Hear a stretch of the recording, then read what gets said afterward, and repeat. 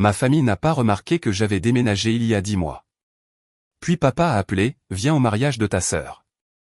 Nous devons être parfaits. J'ai dit, non. Il a menacé de me déshériter. J'ai juste dit une chose et il a figé. L'appel est arrivé un mardi à 15 heures. Le nom de mon père a éclairé l'écran de mon téléphone. C'était la première fois qu'il m'appelait depuis plus d'1 an. J'ai failli ne pas répondre, mais la curiosité l'a emporté. Nathalie. Sa voix avait ce ton particulier de commandement qu'il avait perfectionné au fil des décennies à diriger son cabinet d'avocats et sa famille avec la même efficacité autocratique. Je t'appelle à propos du mariage de ta sœur. C'est dans 3 semaines. Nous avons besoin de toi à la maison dès le vendredi précédent pour les répétitions et les photos de famille. Libère ton emploi du temps. Ce n'était pas une demande, pas une invitation, mais une directive. J'étais assise dans mon appartement à Seattle, à 2800 miles de la maison du Connecticut où j'avais grandi. L'appartement dans lequel j'avais emménagé il y a 10 mois. Ce déménagement, je l'avais mentionné dans le groupe de discussion familiale, avec des photos du camion de déménagement et de mon nouveau salon. Ce déménagement n'avait reçu exactement aucune réponse.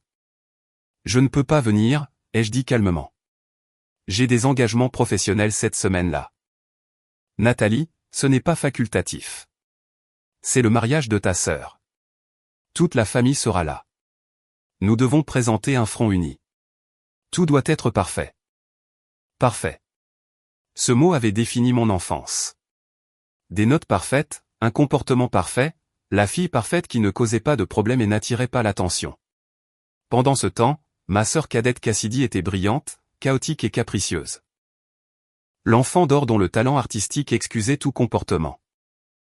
J'avais bien joué mon rôle, si bien que lorsque je m'étais progressivement retiré au cours des dernières années, lorsque j'avais cessé d'assister à tous les dîners de famille et rassemblements de vacances, lorsque j'avais finalement déménagé à travers le pays.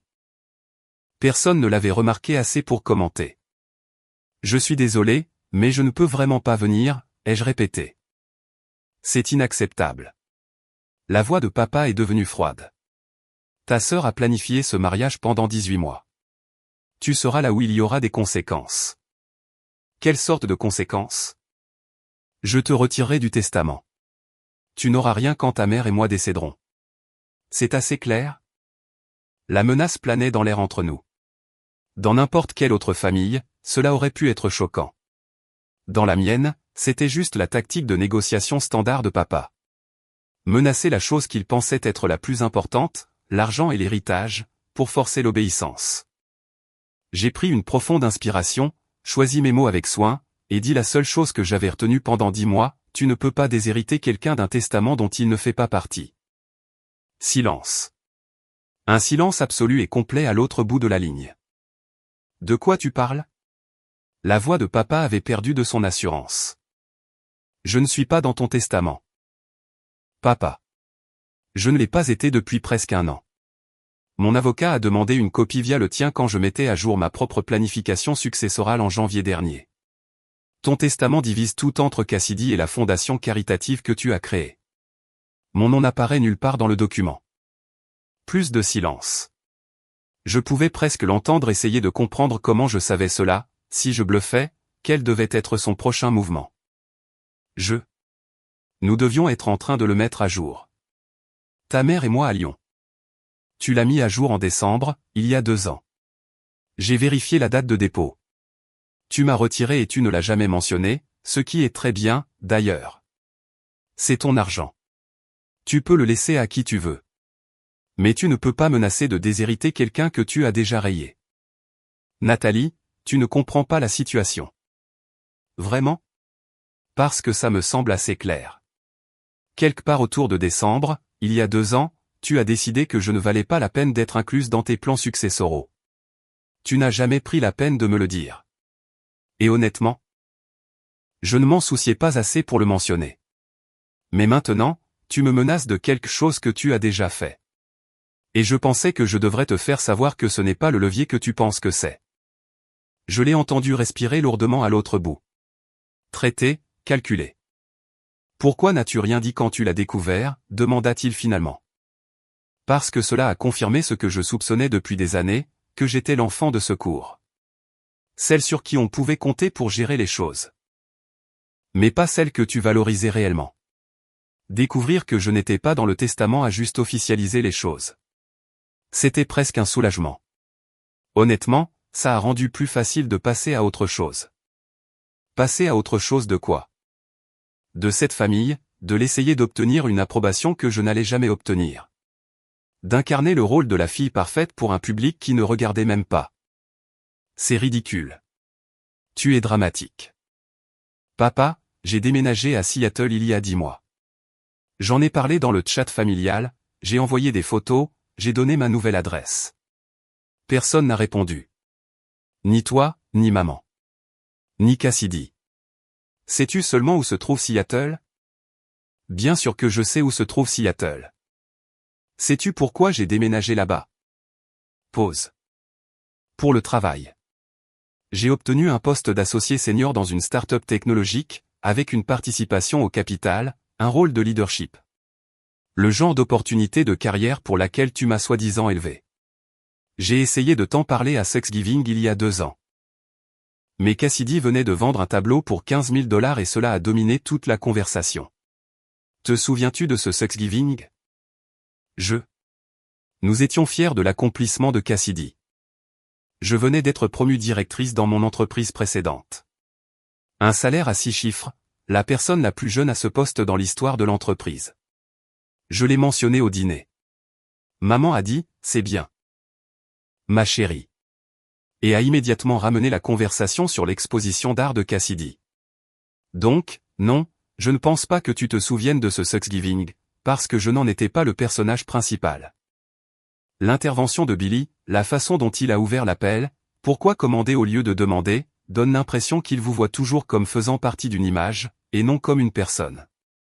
Votre refus calme, vous étiez déjà émotionnellement détaché avant cela?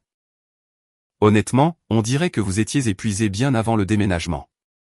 Gardez le testament secret, pourquoi attendre maintenant pour le dire? Je pense que vous avez choisi le moment où cela a tout exposé d'un coup. Ils ont ignoré votre déménagement, pensez-vous qu'ils l'ont remarqué et n'ont tout simplement pas fait attention, ou ne l'ont vraiment pas vu? Dans tous les cas, c'est plus profond que de la négligence. Votre promotion a été rejetée, pourquoi ne réagissent-ils qu'à Cassidy? On dirait qu'ils valorisent le succès qui attire l'attention plutôt que la réussite constante. Papa est resté silencieux pendant un long moment. Quand il a repris la parole, sa voix avait changé. Moins impérieuse, plus incertaine. Ta mère a demandé de tes nouvelles. Ah oui? Parce que mon numéro n'a pas changé. Mon email n'a pas changé. Elle aurait pu me contacter à tout moment. Elle pense que tu es en colère contre nous. Je ne suis pas en colère. La colère exigerait plus d'investissement émotionnel qu'il ne m'en reste. J'en ai juste assez.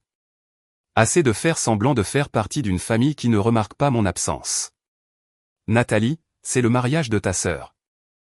Et je suis sûr qu'il sera magnifique. Cassidy a un excellent goût. Les photos seront parfaites. Vous aurez votre front familial uni. Mais vous ne m'aurez pas. Et honnêtement, vous ne remarquerez probablement même pas mon absence tant que quelqu'un ne la soulignera pas. Les gens demanderont où tu es. Dites-leur que je travaille. Dites-leur que j'avais un engagement que je ne pouvais pas rompre.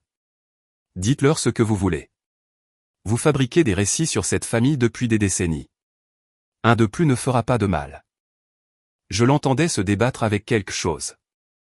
La fierté peut-être, ou la réalisation que ses outils de contrôle habituels ne fonctionnaient pas. La menace de déshéritage avait été son atout majeur, et je venais de lui montrer que c'était une carte qu'il avait déjà jouée. Qu'est-ce qu'il faudrait pour te faire venir au mariage, demanda-t-il finalement. Rien. Il n'y a rien que tu puisses m'offrir parce que je n'ai besoin de rien de toi. C'est la partie que tu ne comprends pas. Papa. Tu ne peux pas utiliser l'héritage comme levier contre quelqu'un qui est financièrement indépendant. Tu ne peux pas menacer d'exclusion quelqu'un qui s'est déjà exclu. Tu n'as aucun pouvoir ici. Je suis ton père. Biologiquement, oui. Mais tu n'as pas agi comme un père de manière significative depuis mon adolescence.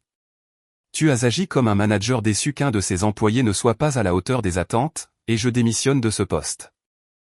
C'est à cause de Cassidy, n'est-ce pas? Tu es jalouse. Je ne suis pas jalouse de Cassidy. Je suis heureuse qu'elle ait trouvé quelque chose qui la passionne. Je suis heureuse que toi et maman souteniez sa carrière artistique. Je suis heureuse que la famille ait un enfant d'or autour duquel se rallier. J'ai juste réalisé que je n'avais plus besoin d'être le second rôle dans son histoire. Nathalie. Papa, je dois y aller. J'ai une réunion dans 20 minutes. Si tu veux dire à Cassidy que je la félicite pour son mariage, fais-le s'il te plaît. J'espère sincèrement qu'elle est heureuse, mais je n'y assisterai pas et aucune menace ou tentative de culpabilisation ne changera cela. Ta mère aura le cœur brisé. Alors maman devrait m'appeler elle-même, au lieu de t'envoyer me menacer pour me forcer à obéir. Je préfère une conversation sincère à une représentation forcée, n'importe quel jour. J'ai raccroché avant qu'il ne puisse répondre. Je suis restée assise dans mon appartement de Seattle, le cœur battant, les mains légèrement tremblantes à cause de l'adrénaline d'avoir enfin dit des choses que je pensais depuis des années. Mon téléphone a sonné à nouveau immédiatement. Papa rappelait. Je n'ai pas répondu. Il a sonné 2 fois de plus au cours de l'heure suivante, puis s'est arrêté. À 18h, ma mère a appelé. J'ai fixé son nom sur l'écran pendant 3 sonneries avant de répondre. Salut, maman. Nathalie. Sa voix était tendue, contrôlée. Ton père m'a parlé de votre conversation. Je pense qu'il y a eu un malentendu. Il n'y en a pas eu. Tout ce que j'ai dit était exact. Tu n'es pas dans notre testament parce que nous pensions que tu te débrouillais si bien financièrement que tu n'en avais pas besoin. Nous voulions nous assurer que Cassidy soit prise en charge puisque ses revenus artistiques sont incertains. Maman, arrête. Tu n'as pas à expliquer ou à justifier comment tu distribues ton patrimoine. C'est ton argent. Mais ne réécris pas l'histoire. Tu m'as retiré du testament et tu ne l'as jamais mentionné. Ce n'est pas me protéger ou prendre des décisions financières dans mon meilleur intérêt. C'est me rayer de l'histoire familiale. Ce n'est pas juste. Savais-tu que j'avais déménagé à Seattle? Pause. Oui, bien sûr. Quand ai-je déménagé? Longue pause. Je devrais vérifier. Quelque part cette année. Il y a 10 mois. Maman, j'ai déménagé il y a 10 mois. Je suis parti depuis presque 1 an et tu n'étais même pas sûr si c'était arrivé. Nous avons été très occupés avec la planification du mariage. Je sais. J'ai eu les mises à jour dans le chat familial. Photos des lieux, essayage de robes. Dégustation de gâteaux. Beaucoup de détails sur le mariage de Cassidy. 0 question sur ma vie. Pas une seule. Comment vas-tu? Ou comment est la nouvelle ville? Où aimes-tu ton appartement? Juste la planification du mariage. Et je n'étais pas invité à y participer. Tu es invité au mariage. En tant qu'invité, pour me montrer et sourire sur les photos, pas en tant que demoiselle d'honneur, pas en tant que personne dont la vie comptait pour la planification, juste comme un corps pour remplir un siège et faire en sorte que la famille paraisse complète. Et honnêtement, je ne veux plus faire ça. Nathalie, tu es égoïste. C'est le jour de ta sœur. Et j'espère qu'elle aura une merveilleuse journée, mais je n'ai pas besoin d'être là pour que cela arrive. Tu auras beaucoup de famille et d'amis pour la célébrer. Mon absence ne diminuera pas son bonheur à moins que quelqu'un ne lui dise que cela devrait. Les gens vont parler. Laissez-les. Vous êtes excellent pour contrôler les récits. Je suis sûr que vous trouverez quelque chose qui a du sens. Maman est restée silencieuse un instant. Quand elle a repris la parole, sa voix avait un tranchant que j'avais rarement entendu. Je ne sais pas quand tu es devenue si froide. Je ne suis pas froide, maman. J'égalise enfin l'énergie que je reçois. Tu veux une relation chaleureuse et engagée. Cela demande une vraie relation, pas seulement la performance d'une. Nous avons une relation, n'est-ce pas? Quand est la dernière fois que nous avons eu une conversation qui ne portait pas sur la logistique ou les obligations familiales? Quand est la dernière fois que tu m'as demandé des nouvelles de mon travail ou de ma vie ou de quoi que ce soit qui comptait pour moi? Silence. Je ne me souviens pas non plus, dis-je doucement. Et cela me dit tout ce que j'ai besoin de savoir. Si tu ne viens pas à ce mariage, tu brûles les ponts, Nathalie. Non, j'admets que les ponts ont brûlé il y a longtemps. J'arrête juste de faire semblant de pouvoir traverser les cendres. Maman a raccroché sans dire au revoir. Je suis restée assise dans mon salon, regardant le panorama de Seattle devenir doré au coucher du soleil, attendant que le regret ou la culpabilité me frappe. Cela n'est pas venu, juste un étrange sentiment de légèreté, comme si j'avais porté quelque chose de lourd pendant des années et que je l'avais enfin posé. Mon téléphone a vibré avec un SMS de mon père. Nous devons en discuter en face à face. Je réserve un vol pour Seattle. J'ai tapé en retour, ne le fais pas. Je ne te rencontrerai pas, épargne-toi le voyage. Lui, c'est ridicule. Tu es ma fille. Moi, alors agis comme si j'étais ta fille. Pas un problème à gérer ou un détail à régler. Intéresse-toi réellement à ma vie au lieu de simplement savoir si je joue mon rôle dans la tienne. Lui, je ne comprends pas ce que tu veux de moi. Moi, je ne veux plus rien de toi. C'est ça le problème. Les SMS se sont arrêtés après cela. Au cours des 3 semaines suivantes, j'ai reçu des messages périodiques de divers membres de ma famille, des cousins à qui je n'avais pas parlé depuis des années me demandant si j'allais bien. Ma tante a suggéré que j'étais peut-être trop dur. La demoiselle d'honneur de Cassidy a appelé pour dire que le plan de table était difficile sans moi. J'ai répondu poliment mais fermement à tous. Je n'y assisterai pas. J'ai souhaité le meilleur à Cassidy. J'ai espéré que tout le monde passerait un merveilleux moment. Cassidy elle-même n'a jamais appelé. Ni pour demander pourquoi je ne venais pas, ni pour essayer de me convaincre, ni même pour exprimer sa déception. Plus que tout, cela a confirmé ce que je soupçonnais. J'étais aussi une obligation pour elle. Une sœur de nom seulement. Le mariage a eu lieu un samedi de juin. J'ai passé la journée à faire de la randonnée dans les cascades avec des amis que j'avais rencontrés à Seattle. Nous avons préparé un déjeuner, trouvé une cascade, pris des photos sur le sentier.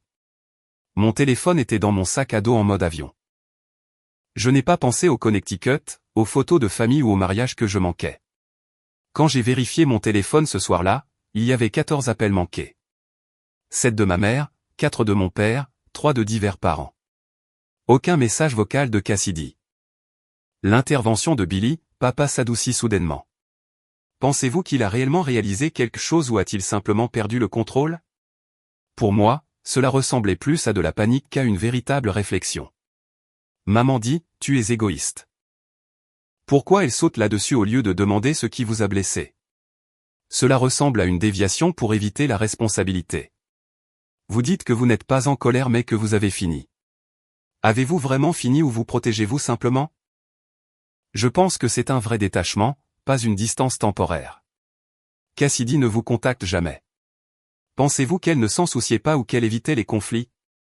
Honnêtement, ce silence en dit plus que tout ce qu'elle aurait pu dire. Le choix du jour du mariage. Pourquoi la randonnée au lieu de vous distraire à la maison? Bonne décision. Cela montre que vous les avez remplacés par quelque chose de plus sain. Il y avait un SMS de mon père, envoyé 2 heures après la fin de la cérémonie. Les gens ont remarqué ton absence. C'est embarrassant pour toute la famille. Le mariage a eu lieu un samedi de juin. J'ai passé la journée à faire de la randonnée dans les cascades avec des amis que j'avais rencontrés à Seattle. Nous avons préparé un déjeuner, trouvé une cascade, pris des photos sur le sentier. Mon téléphone était dans mon sac à dos en mode avion. Je n'ai pas pensé au Connecticut, aux photos de famille ou au mariage que je manquais. Quand j'ai vérifié mon téléphone ce soir-là, il y avait 14 appels manqués. 7 de ma mère, 4 de mon père. 3 de divers parents. Aucun message vocal de Cassidy. Il y avait un SMS de mon père, envoyé 2 heures après la fin de la cérémonie. Les gens ont remarqué ton absence. C'est embarrassant pour toute la famille. J'ai fixé ce message pendant un long moment. Pas, tu nous as manqué. Pas, Cassidy était déçu. Juste que mon absence avait causé de l'embarras. Même à ce moment-là, il s'agissait des apparences et de la façon dont mon choix se reflétait sur eux. J'ai tapé plusieurs réponses et les ai toutes supprimées. Finalement, je me suis décidé pour « Je suis désolé que vous ayez été embarrassé. J'espère que le mariage était magnifique. » La réponse était délibérément neutre, dépourvue de l'émotion qu'il attendait probablement. Aucune défensive, aucune justification, aucun engagement avec sa tentative de me culpabiliser. Il n'a pas répondu. Dimanche matin, j'ai reçu un appel de ma tante Linda, la sœur de ma mère. Nous avions toujours eu une relation décente. Elle était l'une des rares membres de la famille à m'avoir occasionnellement posé des questions sur ma vie au lieu de simplement parler de la dernière exposition d'art de Cassidy. Nathalie, je t'appelle parce que je te dois des excuses, a dit Linda dès que j'ai répondu. Pourquoi faire? Je n'ai pas réalisé à quel point les choses s'étaient dégradées avec tes parents avant hier au mariage. Quand les gens ont demandé où tu étais. Ta mère a dit que tu avais un engagement professionnel dont tu ne pouvais pas te dégager. Tout le monde a hoché la tête et est passé à autre chose. Mais j'étais près de ton père quand quelqu'un lui a demandé directement pourquoi son autre fille n'était pas là. Qu'est-ce qu'il a dit? Il a dit, et je cite. Nathalie a toujours été indépendante. Elle fait son truc. Comme si ton absence était une bizarrerie de personnalité au lieu de Nathalie. Personne dans la famille ne savait que tu avais déménagé à Seattle. Pas une seule personne. Ta mère a mentionné que tu faisais quelque chose sur la côte ouest. Comme si c'était des vacances, pas une vie entière que tu avais construite. J'ai ressenti un étrange mélange de satisfaction et de tristesse. Ils n'ont rien dit à personne. Je ne pense pas qu'ils l'aient perçu comme réel. Ou peut-être qu'ils ne voulaient pas admettre que leur fille avait déménagé à travers le pays sans qu'ils le remarquent. Quoi qu'il en soit. J'ai l'impression que j'aurais dû te contacter davantage au fil des ans. Je savais que tes parents se concentraient sur Cassidy, mais je n'ai pas réalisé à quel point ils t'avaient. Enfin, à quel point ils t'avaient rendu invisible.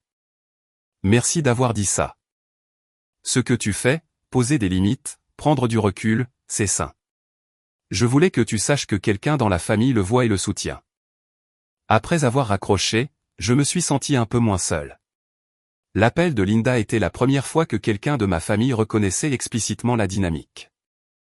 Tous les autres prétendaient que le favoritisme n'existait pas ou, pire, le justifiaient en disant que Cassidy a besoin de plus de soutien parce que sa carrière est moins stable. Lundi matin, j'ai reçu un email de mon père concernant ma réintégration dans le testament.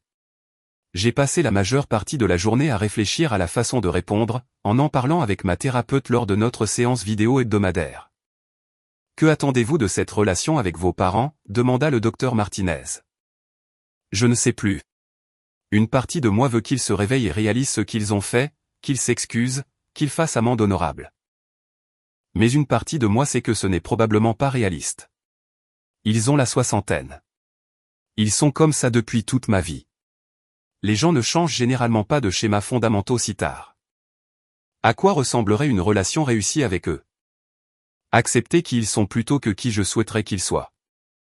J'y ai réfléchi. Probablement des contacts occasionnels, des conversations agréables mais superficielles, des cartes de vœux, le genre de relation que l'on a avec des parents éloignés avec qui on est poli mais sur qui on ne compte pas. Et vous seriez d'accord avec ça? Je pense que je serais soulagé. L'espoir constant qu'ils me voient soudainement et me valorisent de la même manière qu'ils valorisent Cassidy. C'est épuisant. Accepter qu'ils ne le feront pas, laisser tomber cette attente me libérerait en fait pour investir dans des relations réciproques. Alors, que voulez-vous communiquer dans votre réponse à votre père? C'est alors que j'ai rédigé l'email sur la nécessité d'un véritable engagement plutôt que de simplement mettre à jour des documents financiers. Les 3 jours avant l'appel de ma mère furent étranges. Je m'attendais à plus de pression, plus de tentatives de manipulation, plus de membres de la famille me disant que j'étais déraisonnable, mais il y avait surtout du silence. J'ai appris plus tard de tante Linda que mes parents avaient eu une dispute énorme la nuit après le mariage. Ma mère avait apparemment craqué, pleurant que les photos de mariage semblaient incomplètes sans les 2 filles. Mon père s'était mis sur la défensive, disant que j'étais têtue et manipulatrice. Linda avait été là pour les conséquences. Mes parents lui avaient demandé de rester pour aider à nettoyer, et elle leur avait finalement dit ce qu'elle avait observé au fil des ans, qu'ils avaient fait de Cassidy le centre de leur monde, et s'attendaient à ce que j'orbite docilement en marge. Ton père a essayé de soutenir qu'il vous avait traité toutes les 2 également, m'a dit Linda lors d'un appel de suivi. J'ai sorti mon téléphone et je leur ai montré leur page Facebook. Les 10 dernières publications parlaient toutes de Cassidy, de ses expositions d'art, de ses fiançailles. De la planification de son mariage. Il y avait une photo de toi d'il y a 3 ans à Noël. Ton père est devenu pâle. Je ne pense pas qu'il ait réalisé à quel point c'était évident. Qu'a dit maman? Elle insistait sur le fait qu'ils étaient fiers de toi, qu'ils parlaient de tes réalisations. Mais quand je lui ai demandé ce que tu avais fait au cours des 6 derniers mois, elle n'a pas pu répondre. Elle savait que tu avais déménagé. Mais ne se souvenait pas où ni pourquoi. Elle ne connaissait pas ta promotion ni ta participation au capital de l'entreprise. Elle n'a pas pu nommer un seul ami que tu avais fait à Seattle. Nathalie, elle en savait plus sur le traiteur du mariage de Cassidy que sur toute ta vie. Cela a dû être difficile pour elle à entendre. C'était nécessaire. Ils vivaient dans une réalité où ils étaient de bons parents pour les deux filles. Quelqu'un devait leur montrer la preuve qui contredisait ce récit. Quand ma mère a appelé avec l'invitation à visiter Seattle, j'ai pu entendre quelque chose de différent dans sa voix. Pas tout à fait de l'humilité. Mes parents n'étaient pas doués pour ça, mais une sorte d'incertitude que je n'avais jamais entendue auparavant. Comme si elle était sincèrement inquiète que je refuse et ne pouvais pas trouver un moyen de forcer un oui. La planification de la visite a pris 2 semaines d'échange de courriels. Ils voulaient rester chez moi. J'ai insisté pour qu'ils prennent un hôtel. Ma mère a suggéré que je prenne du temps libre pour passer avec eux. J'ai expliqué que je ferais du temps en fonction de mon emploi du temps, mais que je ne réorganiserais pas ma vie. Elle voulait inviter certains de leurs amis qui vivaient à Seattle à dîner. J'ai dit, non, c'était un moment en famille seulement. Chaque limite que je fixais était accueillie par une résistance initiale, puis une acceptation à contre-cœur. Ils apprenaient lentement qu'ils ne pouvaient plus dicter les termes. La nuit précédant leur arrivée, j'ai failli annuler. J'ai appelé mon ami Marcus, que j'avais rencontré par un groupe de réseautage professionnel et qui était devenu l'un de mes amis les plus proches à Seattle. Et si c'est une erreur? J'ai demandé, assise sur son canapé en buvant du thé pendant que son chat essayait de voler mes sushis. Et s'ils arrivent et que c'est toujours la même chose? Plus de jugement, plus de déception, plus de « pourquoi tu ne peux pas être plus comme ta sœur ?» Alors tu sauras, a dit Marcus pragmatiquement. Pour l'instant, tu es dans ce limbo où tu te demandes s'ils peuvent changer. Cette visite prouvera soit qu'ils peuvent, soit qu'ils ne peuvent pas. Chaque réponse te donnera des informations. Mais s'ils ne peuvent pas changer? Et si je les laisse revenir et qu'ils me blessent à nouveau? Tu ne les laisses pas revenir. Tu leur offres un accès extrêmement limité avec des limites très claires. Ils ont un week-end, ils restent à l'hôtel, ils s'adaptent à ton emploi du temps. S'ils enfreignent ces limites, tu appliques des conséquences. Ce n'est pas une réconciliation. Nathalie. C'est un test. Il avait raison. J'avais passé tellement de temps à considérer cela comme soit une réconciliation complète, soit une rupture totale que je n'avais pas envisagé le juste milieu. Une relation conditionnelle et encadrée qui existait à mes conditions. Lorsque mes parents sont arrivés à mon appartement ce vendredi soir-là, la première chose que ma mère a dite fut « c'est plus petit que ce à quoi je m'attendais ». Je me suis senti tendu, attendant la critique. Mais elle a ensuite ajouté « mais la lumière est magnifique. Et cette vue sur la Space Needle est incroyable. Je comprends pourquoi tu as choisi cet endroit. » C'était une si petite chose, reconnaître quelque chose de positif au lieu de commencer par le jugement, mais cela m'a semblé monumental. Papa était plus silencieux que d'habitude. Il a parcouru mon appartement avec précaution, comme s'il essayait de mémoriser les détails. Il a regardé les photos que j'avais accrochées au mur. Moi et mes amis de Seattle en randonnée, à une conférence technologique, à un séminaire d'entreprise. Des photos d'une vie dont il ne savait rien. « Tu as l'air heureuse ici », a-t-il dit finalement. Je le suis. Je n'avais pas réalisé tout ce que tu avais construit en 10 mois. Presque 1 an maintenant. J'ai emménagé en août l'année dernière. Nous sommes en juin maintenant. Il a hoché la tête, absorbant cela. J'aurais dû le savoir. J'aurais dû demander. Ce n'était pas tout à fait des excuses, mais c'était le plus près que mon père ait été d'admettre une faute depuis des années. Le dîner de ce soir-là a eu lieu dans un restaurant thaïlandais près de mon appartement. Autour de pad thaï et de curry vert, je leur ai parlé de mon travail, les détails réels, pas seulement le résumé édulcoré, les défis d'être une femme à un poste de direction dans le secteur de la technologie, la courbe d'apprentissage de l'équité et des options d'achat d'actions. La culture d'entreprise et mon équipe. Maman a posé des questions, de vraies questions, pas seulement des reconnaissances polies avant de changer de sujet. Elle voulait savoir sur mes collègues, si j'avais été victime de discrimination sexuelle, comment je gérais l'équilibre entre vie professionnelle et vie privée. Papa a posé des questions sur la structure juridique de ma participation au capital, et nous avons eu une conversation de 20 minutes sur les calendriers d'acquisition et les préférences de liquidation qui étaient vraiment substantielles. Il me traitait comme une paire, pas comme une enfant qui avait fait de mignons choix de carrière. Samedi, je les ai emmenés sur un parcours touristique, Pike Place Market, le Waterfront, le Seattle Art Museum, parce que maman avait exprimé son intérêt. Au musée, nous avons vu une exposition présentant une artiste de Seattle dont le travail avait des similitudes avec le style de Cassidy. Cassidy adorerait ça, a dit maman, en étudiant une œuvre d'art multimédia. J'ai attendu la piqûre familière de tout ramenant à ma sœur. Mais maman s'est ensuite tournée vers moi et a dit « Merci de nous avoir amenés ici. Je sais que les musées d'art ne sont pas vraiment ton truc, mais c'était attentionné de ta part de prévoir ça. Comment savais-tu que les musées d'art n'étaient pas mon truc ?» Elle a semblé surprise par la question. Tu as toujours dit qu'ils étaient ennuyeux quand tu étais jeune. J'avais 12 ans, maman. Les goûts des gens changent. L'intervention de Billy, ce SMS de ton père. Pourquoi embarrassant au lieu de « tu nous as manqué » ? Pour moi, cela montre qu'il privilégie toujours l'image à l'émotion, même après tout ça. Ta réponse calme. Était-ce intentionnel pour éviter de rouvrir les choses ? Je pense que c'était fort. Cela a mis fin à la culpabilité sans aggraver la situation. Tante Linda est intervenue. Pourquoi a-t-il fallu si longtemps à quelqu'un pour le dire à haute voix ? On dirait que la famille a normalisé la dynamique pendant des années. La dispute de tes parents. Penses-tu qu'elle venait du regret ou juste d'être exposée ? Honnêtement, plus d'être exposée que d'une véritable auto-réflexion au début. Leur visite et leur adaptation. Penses-tu qu'ils changent ou s'adaptent temporairement ? Je dirais une prise de conscience précoce, pas encore un changement complet. Ta mère a remarqué positivement l'appartement. Pourquoi cela a-t-il semblé si important ? Parce que c'est l'opposé de tout le modèle de ton enfance. Tu les aimes maintenant ? J'en considère certains. J'aime mieux les expositions interactives au musée des sciences. Et j'aime beaucoup le Museum of Flight. Mais oui, je peux apprécier les musées d'art plus maintenant que quand j'avais 12 ans. Nous devrions aller au Museum of Flight demain si tu veux nous montrer, a proposé papa. C'était une si petite chose, ajuster les plans en fonction de mes préférences réelles au lieu d'hypothèses sur qui j'avais été enfant, mais cela semblait énorme. Je n'ai pas répondu. Lundi matin, j'ai reçu un email de mon père.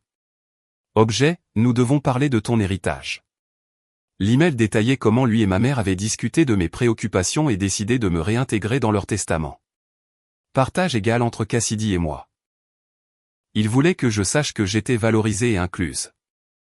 Je l'ai lu 2 fois, puis j'ai appelé mon avocat. L'email que vous décrivez ressemble à une réponse à un levier, a dit mon avocat. Ils essaient d'utiliser la réintégration comme monnaie d'échange. Voulez-vous être dans leur testament ? Je ne sais pas. Une partie de moi a l'impression que c'est juste un autre outil de contrôle. Ils me le tiendront au-dessus de la tête pour le reste de leur vie. Vous pourriez refuser l'héritage le moment venu, mais je suggérerais de répondre pour clarifier vos limites. N'abordez pas la discussion sur le testament. Concentrez-vous sur les attentes relationnelles. J'ai rédigé une réponse. Papa, merci pour l'email concernant le testament. J'apprécie le geste, mais il ne résout pas le problème fondamental. Être incluse dans des documents financiers ne crée pas une relation. Si tu veux faire partie de ma vie à l'avenir, cela nécessite un véritable engagement. Des appels téléphoniques, des conversations, un intérêt sincère pour ma vie et mes choix. Cela nécessite de me traiter comme une personne. Pas comme un poste dans la planification successorale. Je ne suis pas intéressé par les discussions sur l'héritage. Je suis intéressé par votre volonté de construire une vraie relation. La balle est dans votre camp. Je l'ai envoyé et je suis retourné au travail. 3 jours plus tard, ma mère a appelé. J'ai décroché. Nathalie. Elle avait l'air fatiguée. Ton père et moi avons parlé. Nous réalisons que nous n'avons pas été aussi attentifs que nous aurions dû l'être. D'accord. Nous aimerions venir te rendre visite à Seattle, voir ton appartement, t'emmener dîner, entendre parler de ton travail si tu es d'accord. J'étais silencieuse, traitant l'information. C'était plus que ce à quoi je m'attendais. Qu'en pensiez-vous ? Le mois prochain, nous pourrions venir pour un long week-end. Pas d'agenda, pas d'obligation, juste passer du temps avec toi. Pas de post-mortem du mariage, pas de sermon sur le devoir familial? Non, nous voulons juste te voir et je veux comprendre pourquoi tu as eu l'impression de devoir déménager à travers le pays pour nous échapper. L'honnêteté dans sa voix m'a prise au dépourvu. D'accord, le mois prochain ça marche. Mais maman, il faut que tu comprennes que cela n'efface pas 10 mois sans remarquer mon absence. Cela ne répare pas des années à me faire sentir invisible. C'est un début et seulement si vous allez réellement jusqu'au bout. Je comprends. Nous allons réserver des vols et t'envoyer les détails. Ils sont venus à Seattle 5 semaines plus tard, ont séjourné dans un hôtel du centre-ville, m'ont rejoint pour dîner dans un restaurant que j'avais choisi, ont visité mon appartement, ont posé des questions sur mon travail. C'était maladroit et guindé au début, mais quelque part pendant le week-end, quelque chose a changé. Papa a posé des questions sur ma participation au capital de l'entreprise. Il a réellement posé des questions, écouté mes réponses, offert une perspective de son expérience juridique qui était vraiment utile. Maman voulait savoir sur Seattle, ce que je faisais pour m'amuser, si j'avais des amis. Ils ne se sont pas excusés directement. Mes parents n'étaient pas doués pour les excuses, mais ils essayaient à leur manière prudente et contrôlée de reconstruire quelque chose qu'ils avaient laissé se détériorer par négligence. Lors de leur dernière soirée à Seattle, nous avons dîné chez moi. J'ai préparé des pâtes, nous avons bu du vin, et maman a dit quelque chose qui ressemblait le plus à une reconnaissance de ce qui s'était passé. Je n'ai pas réalisé à quel point nous avions tous entré autour de Cassidy avant ton départ. Et j'ai repensé aux anciennes conversations. Tu te débrouillais toujours, alors nous avons arrêté de vérifier si tu avais besoin de quelque chose. C'était mal de notre part. C'était vrai, ai-je acquiescé, mais je n'ai pas non plus parlé. Je vous ai juste silencieusement ressentiment au lieu de vous dire que je me sentais invisible. Nous avons tous deux contribué au dysfonctionnement. Pouvons-nous faire mieux à l'avenir, a-t-elle demandé. Je pense que nous pouvons essayer. 2 ans se sont écoulés depuis cet appel téléphonique concernant le mariage. Ma relation avec mes parents est toujours un travail en cours. Ils appellent toutes les 2 semaines maintenant, visitent Seattle 2 fois par an, posent des questions sur ma vie et écoutent réellement les réponses. Je suis de nouveau dans le testament. Ils m'ont envoyé une copie du document mis à jour sans que je le demande. Partage égal avec Cassidy. J'ai demandé à mon avocat de le revoir, puis je l'ai classé sans beaucoup d'attachement émotionnel. C'est agréable d'être incluse, mais ce n'est plus la mesure de ma valeur. Cassidy et moi n'avons toujours pas beaucoup de relations. Nous sommes cordiales lors des réunions de famille, mais il n'y a pas de vraie profondeur. Elle construit sa carrière artistique. Je construis ma carrière technologique, et nous existons en parallèle plutôt qu'ensemble. Mais j'ai appris quelque chose de précieux de cet appel téléphonique et de la confrontation qui a suivi. On ne peut pas menacer quelqu'un de perte qu'il a vit déjà. On ne peut pas utiliser l'héritage comme levier contre quelqu'un qui a cessé de mesurer sa valeur selon vos termes. Et on ne peut pas commander l'obéissance à quelqu'un qui a enfin appris que sa valeur ne dépend pas de votre approbation. Mon père a menacé de me déshériter, ne sachant pas qu'il l'avait déjà fait. Je lui ai dit la vérité et il a figé. Ce moment de silence figé, c'était lui qui réalisait qu'il n'avait aucun pouvoir sur quelqu'un qui avait cessé de chercher sa validation. Que j'avais découvert qu'il m'avait coupé, l'avait absorbé et était passé à autre chose sans l'explosion ou la confrontation qu'il aurait attendue. Parfois, la réponse la plus puissante au dysfonctionnement familial est simplement de partir. Pas de façon dramatique, pas avec de grandes annonces, juste en construisant tranquillement une vie à laquelle ils ne sont pas invités et en attendant de voir s'ils le remarquent. Ma famille n'a pas remarqué que j'avais déménagé pendant 10 mois. Cela m'a dit tout ce que j'avais besoin de savoir. Quand ils l'ont finalement remarqué et ont essayé de commander ma présence à un mariage, j'ai dit non. La menace de déshéritage était censée me faire rentrer dans le rang. Au lieu de cela, elle a révélé qu'il m'avait déjà écarté et n'avait juste pas pris la peine de le mentionner. 2 ans plus tard, nous reconstruisons quelque chose. Pas la relation que nous avions, qui était basée sur mon obéissance et leur indifférence. Quelque chose de nouveau, quelque chose où j'ai du pouvoir et des limites, et où ils doivent réellement essayer. Et cela a commencé par une phrase qui a fait figer mon père. Tu ne peux pas déshériter quelqu'un d'un testament dont il ne fait pas partie. La vérité livrée calmement quand ils attendaient l'obéissance. La fin de leur levier est le début de ma liberté. La meilleure phrase que j'ai jamais prononcée.